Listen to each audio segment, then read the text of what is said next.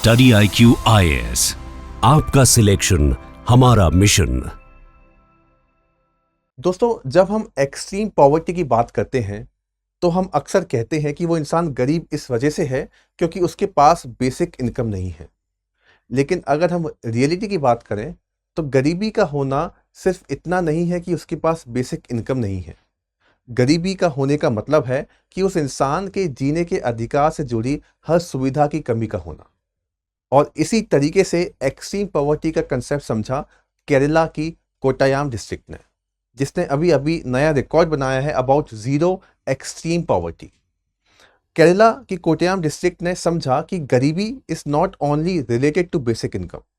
अगर कोई इंसान गरीब है तो यानी कि हमें उसकी हेल्थ को भी ठीक करना पड़ेगा, हमें उसको एजुकेशन भी देनी पड़ेगी, हमें उसका सोशल अपलिफ्टमेंट भी करना पड़ेगा, हमें उसकी साइकोलॉजिकल हेल्थ का भी ध्यान रखना पड़ेगा। तो इस तरीके से एक ओवरऑल डेवलपमेंट करना पड़ेगा इंसान का, जब भी उस इंसान को हम अपलिफ्ट कर सकते हैं, उस गरीबी की जो सीढ़ी है उससे ऊपर चढ़ा सकते हैं।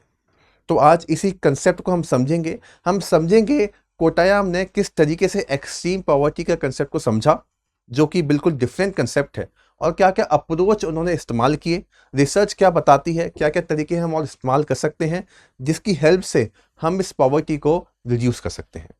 इसी को समझने की कोशिश करते हैं। आगे बढ़ने से पहले एक छोटा सा अनाउंसमेंट।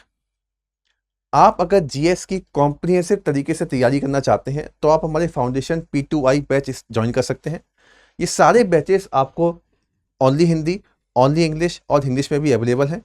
आप ये कोड लगाकर मैक्सिमम डिस्काउंट अचीव कर सकते हैं। इसके अलावा अगर आप चाहें तो साइकोलॉजी को लेकर पूरी कॉम्प्रिहेंसिव तैयारी कर सकते हैं। फाउंडेशन बैच हमारा स्टार्ट होने वाला है। Live classes, answer writing, test series सब कुछ इसके अंदर इंक्लूड है। करंट अफेयर्स की मैगजीन, टॉपर्स, एनालिसिस, कॉपीज सब कुछ आपको मिलेगा। तो आप चाहें तो हमारी वेबसाइट पर जाकर या ऐप पर जाकर सारी डिटेल्स चेक कर सकते हैं इस कोर्स के बारे में। आगे बढ़ते हैं, समझेंगे कि जो इशू है ये क्या है। तो अभी रिसेंटली आप देख पाएंगे कोट्टायाम जो है वो जीरो एक्सट्रीम पॉवर्टी के उस लिस्ट में आने लगा है। अब हुआ क्या था आप देखेंगे 2021 में जो लेफ्ट डेमोक्रेटिक फ्रंट है, सरकार जो है केरला की, उसने प्रॉमिस किया कि हम पॉवर्टी को एरेडिकेट कर देंगे बाय 1 नवंबर 2025।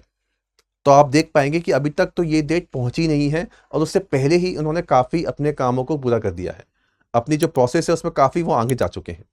अब देखेंगे यहाँ पर वाई कोट्टायाम, इसका हम एग्जांपल क्यों दे रहे हैं, क्योंकि you can see Kottayam is one of the Kerala's most progressive district. अब यहाँ पर 97% आप देख पाएंगे लिटरेसी रेट है, हाई ह्यूमन डेवलपमेंट इंडिकेटर्स आप देख पाएंगे। लेकिन इसके बावजूद भी आप देखेंगे कुछ लोग, कुछ इंडिविजुअल्स ऐसे थे यहाँ पर who were living in the case of extreme poverty. तो उन्हीं को अपलिफ्ट किया इन्होंने। अब कैसे किया इसको हम समझेंगे। तो पहले तो इन्होंने क्या किया, अपनी खुद की एक डेफिनेशन बनाई, एक्सट्रीम पॉवर्टी की डेफिनेशन। इसमें उन्होंने क्या कहा कि अगर कोई एक्सट्रीम पॉवर्टी के अंदर है तो इसका मतलब सिर्फ इतना नहीं कि उसके पास बेसिक इनकम नहीं है, इसका मतलब ये भी होगा कि उसके पास परमानेंट शेल्टर नहीं है, उसके पास लैंड नहीं है, he is also having lack of access to food, health care, education, और उसकी मेंटल इलनेस काफ़ी ख़राब है। मेंटल आप देख पाएंगे उसको प्रॉपर काउंसलिंग नहीं मिलती, and he is very vulnerable because of any kind of diseases, old age में है, डिसेबिलिटी है।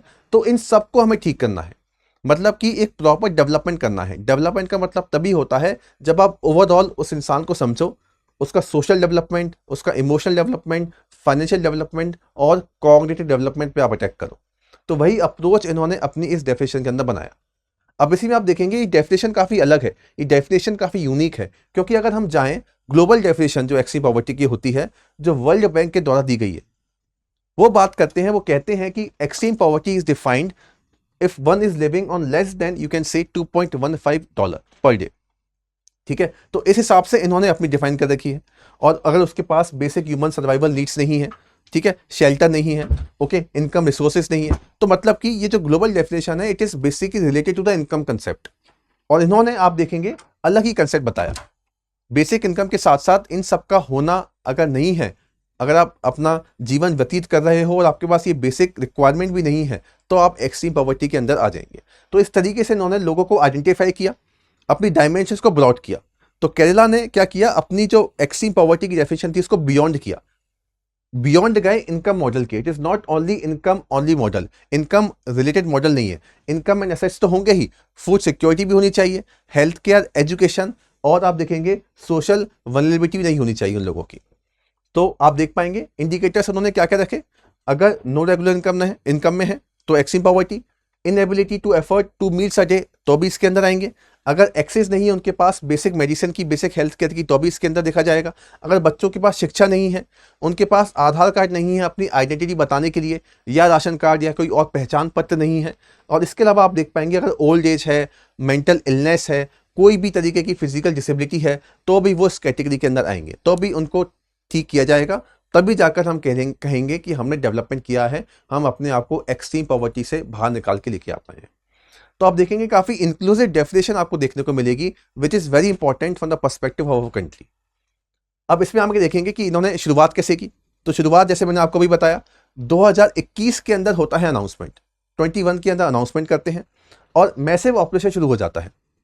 ठीक है, टीम बनाई जाती है, काफी लोगों को पहचान किया जाता है और ग्राम सभा को ये टारगेट दिया जाता है। विलेज मीटिंग्स होगी, काफी सारे फोकस ग्रुप डिस्कशन किए जाएंगे, आपस में सब लोग बैठेंगे, जहां पर ग्राम सभा के मेंबर, एडमिनिस्ट्रेशन के मेंबर, मिनिस्टर्स वगैरह फोकस्ड ग्रुप डिस्कशन करके ब्रेनस्टॉर्म करके समझेंगे कि हमें कैसे इनको हटाना है from the level of extreme poverty.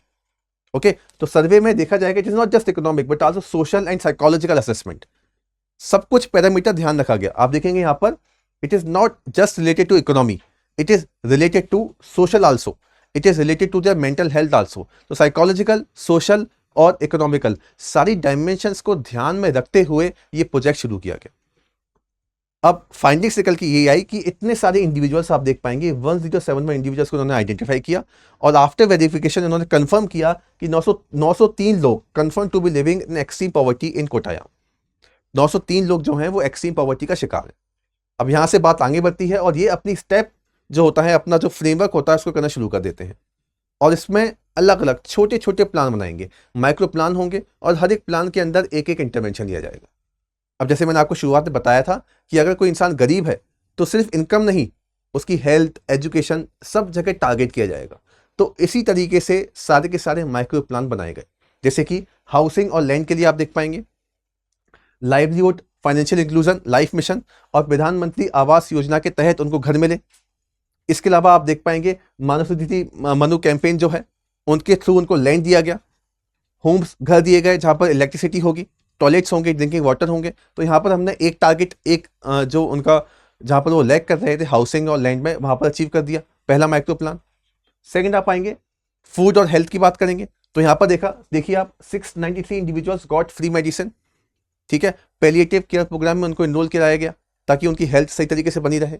Livelihood generation के लिए आप देखेंगे यहाँ पर आप ये जो देखेंगे मॉडल केरला का कुडाम्बश्री विमेन जो लेड प्रोग्राम है, विमेन सेल्फ हेल्प ग्रुप, सबसे बड़ा one of the biggest network आप देख पाएंगे ऑफ सेल्फ हेल्प ग्रुप। उसके थ्रू अलग अलग स्कीम शुरू की गई ताकि उनको लाइवलीहुड जनरेशन हम करा सकें, उनको हम जॉब दे सकें। तो गोट फार्मिंग में उनको आपको किया गया, पेटी शॉप्स, टेलरिंग, इन सारे काम के थ्रू उनको सेल्फ एम्प्लॉयमेंट दी गई। और जो कुडाम्बश्री आप देख पाएंगे जो प्रोग्राम है, इसके थ्रू एक उज्जीवनम प्रोग्राम भी शुरू किया गया जिसके तहत ये सारे के सारे काम किए गए। तो आप देख पाएंगे हेल्थ पे भी टारगेट किया हमने, फूड एंड हेल्थ पे टारगेट करने के अलावा एजुकेशन भी दी और लाइवलीहुड जनरेशन भी किया। तो ये तीन आप देखेंगे ये माइक्रो प्लान है। हाउसिंग पे टारगेट किया, फूड और हेल्थ पे टारगेट किया, लाइवलीहुड जनरेशन पे टारगेट किया। तो हमने सिर्फ इतना नहीं किया कि बेसिक इनकम पूरा करने के लिए उनको पैसा दे दिया, हर एक जगह पर टारगेट किया जा रहा है, हर एक जगह पर फैमिलीज को टारगेट किया जा रहा है। उनकी आइडेंटिटी की मैंने अभी बात की थी, आइडेंटिफाई किया कि किन लोगों के पास आधार कार्ड नहीं है, किन के पास राशन कार्ड नहीं है, ताकि आइडेंटिफाई करके उनको जो सर्विसेज देनी है वो सही तरीके तक उन्हीं के पास पहुंचे। एजुकेशन के लिए काम किया गया और उनकी वेलबींग और मेंटल हेल्थ के लिए भी काम किया गया, ऐसी चीज जिसको कभी भी कोई ध्यान में देता ही नहीं है। अगर हम इंडिया की बात करें तो इवन ओल्ड एज में उनकी मेंटल हेल्थ कैसी होगी, उनकी वेलबींग कैसी है, इन सब पे भी ध्यान दिया गया और इन सब को भी इंप्रूव करने की कोशिश की गई। तो आप देखेंगे एक मल्टी प्रोंग अप्रोच इन्होंने अपनाया और रिजल्ट आपके सामने है। Kottayam was officially declared as the first extreme poverty free district in Kerala. जून 2025 में ही इसको डिक्लेयर किया जाता है और ये हो गया 5 महीने पहले, जो मैंने आपको बताया था अभी टारगेट, उसके 5 महीने पहले ही ये काम कर दिया जाता है। इवन वेरीफाई भी किया इन लोगों ने कि भाई ये सही है या नहीं। तो वेरिफिकेशन में भी देखने को मिला कि जो क्लेम है these are real and these are sustainable claims. तो आप देखेंगे डिस्ट्रिक्ट ने अपना काम किया। तो अगर हम यही बॉटम अप अप्रोच पूरे शहर में, पूरे डिस्ट्रिक्ट में फैलाएंगे तो हम इस एक्सट्रीम पॉवर्टी के केस को आराम से निकाल सकते हैं। और आप देखेंगे इसको अगर सॉल्व करेंगे तो हेल्थ अपने आप टारगेट हो रही है, एजुकेशन भी टारगेट हो रही है, लोगों की आइडेंटिटी टारगेट हो रही है और लोगों की मेंटल वेल बींग भी टारगेट हो रही है। तो एक ओवरऑल डेवलपमेंट हम कर रहे हैं इंसान का, अगर हम इस सिस्टम को फॉलो कर रहे हैं जो कोटायाम ने किया। तो काफ़ी अच्छे आउटकम है, पॉजिटिव आउटकम है, इनसे काफ़ी कुछ हमें सीखना चाहिए।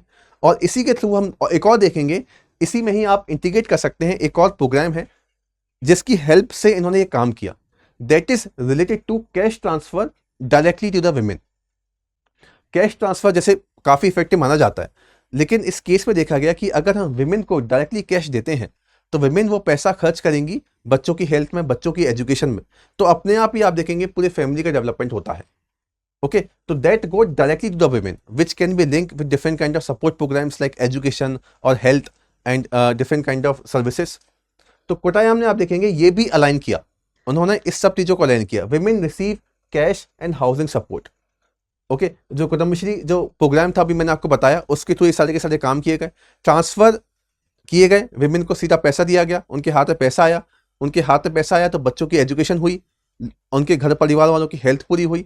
तो इस तरीके से आप देखेंगे इसको भी, इस मॉडल को भी आसान तरीके से फॉलो किया जा सकता है और यही फॉलो किया गया in Kerala Kottayam district also. Targeting की गई, प्रिसाइज टारगेटिंग, ऐसे नहीं कि अज्यूम कर दिया आपने, प्रॉपर तरीके से टारगेट, प्रॉपर तरीके से पहचाना गया लोगों को कि इनके पास गरीबी है, इनके पास इतना पैसा नहीं है, और फिर ये कैश प्लस सर्विसेज उनको दी गई। विमेन लेड डिलीवरी था तो बेनिफिट्स डायरेक्टली विमेन के पास में गए, सारे डिपार्टमेंट को इंक्लूड किया और फिर बाद में इसको मॉनिटर भी किया गया, रिव्यू भी किया गया कि क्या ये पैसा सही जगह पर जाकर सही तरीके से इस्तेमाल हो भी रहा है या नहीं हो रहा है।